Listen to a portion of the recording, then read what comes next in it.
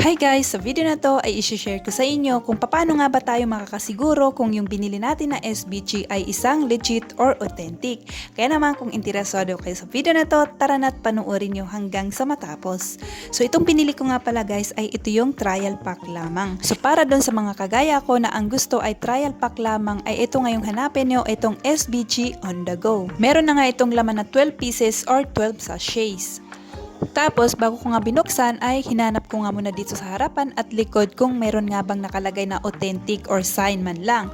Pero wala akong nakita. Kaya naman, binuksan ko na nga ito. Baka ako nandito sa loob yung sign na ito ay isang authentic or legit. So, pagkabukas ko nga ay ito nga yung bumungad sa akin, itong scanning ko. So, ngayon ay iniscan ko na nga ito. Ayan. So, pagka-scan ko guys ay ganito yung lalabas or ganito yung makikita natin. Ayan, may nakalagay dyan na authentic and then meron nakalagay na check na kulay green. Ayan. So, ngayon, kapag ganyan yung nakita nyo sa inyong mga cellphone, ay congratulations dahil ang nabili nyo na SBG ay isang legit or authentic. At siya nga pala guys, sa Lazada ko lang ito nabili. Kaya lang, pag bibili kayo ng ganito sa Lazada, make sure nyo na meron nakalagay na last mall.